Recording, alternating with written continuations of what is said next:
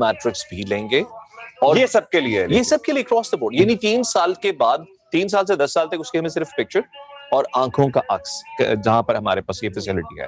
लेकिन जब वो 10 साल का होगा तो हम उसके फिंगरप्रिंट्स भी लेंगे ताकि बच्चे की शिनाख्त महफूज हो सके, ताकि कोई उसकी शिनाख्त को चोरी ना कर सके और ताकि हमारे पास उसका जो रजिस्ट्रेशन का डाटा है वो महफूज रहे। अच्छा, अगेन एक सवाल, जिनके बेफॉर्म बने हुए हैं, बच्चा इज टर्निंग 10, उनको जाके फिंगरप्रिंट्स कराने होंगे या फिर वो 18 साल में ही जाएगा बच्चा अपना शनाख्ती कार्ड? मैं एक दफा फिर कह दूं कि जिनके पास बेफॉर्म ऑलरेडी बने हुए हैं उनके लिए कोई तब्दीली नहीं की गई, unless they are not applying for a fresh passport, यानी जब तक वो एक नए पासपोर्ट के लिए अप्लाई नहीं करने जा रहे। पासपोर्ट तो एक्सपायर भी होता है, सो अगर तो वो जब दोबारा जाएंगे तो they'll have to have a new bay form.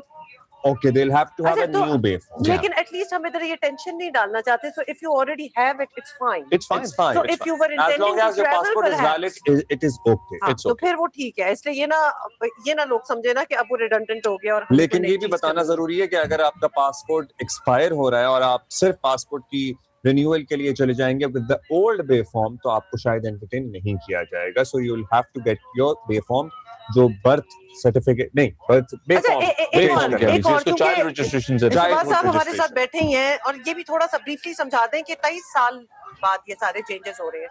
What was the need for these changes? क्या आपको लगा कि सही इंटीग्रेशन नहीं हो रही? अच्छा देखिए, जब हमने 25 साल पहले जब नादरा बनी थी तो उस वक्त हाथ से लिखे हुए शनाख्ती कार्ड हुआ करते थे और हमारा उस वक्त जो इदारा था उसका सबसे बड़ा इशू ये था कि हम पाकिस्तान की जितनी पॉपुलेशन उसको एक नए रजिस्ट्रेशन निज़ाम के अंदर ले आए। तो वो निज़ाम काफ़ी ज़्यादा खुला जुला और काफ़ी ओपन एंडेड था, उसके अंदर बहुत सी सहूलतें। लेकिन over a period of time हमने देखा कि उन सहूलतों की और उन आसानियों की वजह से हमारे अपने कई शहरी उन हुकूक से महरूम हुए, उनको उनकी फैमिली रजिस्ट्रेशन से बाहर रखा गया और कुछ ऐसे लोग जो कि मेन स्ट्रीम रजिस्ट्रेशन के साथ जिनको नहीं होना चाहिए था या उनके डॉक्यूमेंट्स में अभाम था, हमने देखा कि उनके लिए भी वो सहूलत रही, क्योंकि 18 साल से नीचे तो किसी की बात तस्वीर शनाख्त ही मौजूद नहीं है, किसी के बायोमेट्रिक्स ही मौजूद नहीं है, तो बुनियादी तौर पे ये प्रॉब्लम तो कोई भी हो सकता था, वो तो कोई भी हो सकता था, किसी को भी आप सो इस तरह से ये हमें एहसास हुआ और फिर इस पे वजारत दाखिला ने एक लीड ली। ये वजीर दाखिला का बेसिकली मोटिवेशन था कि वो चाहते थे कि रजिस्ट्रेशन सिस्टम को अब हम एक मेजर जंप लेकर बेहतर करें।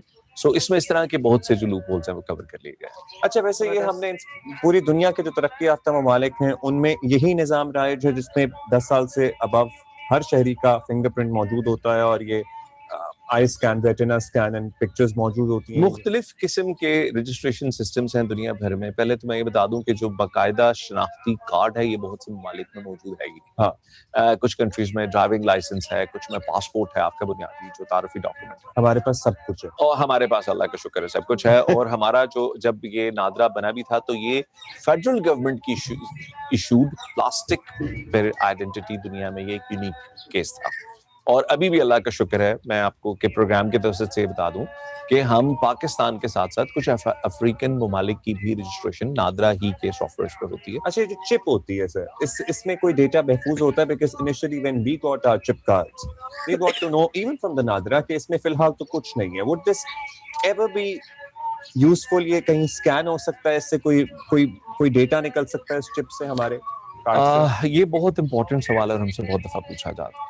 जो आपके कार्ड के ऊपर आपकी जितनी इंफॉर्मेशन दर्ज है और आपकी पिक्चर और आपके बारे में जो आपके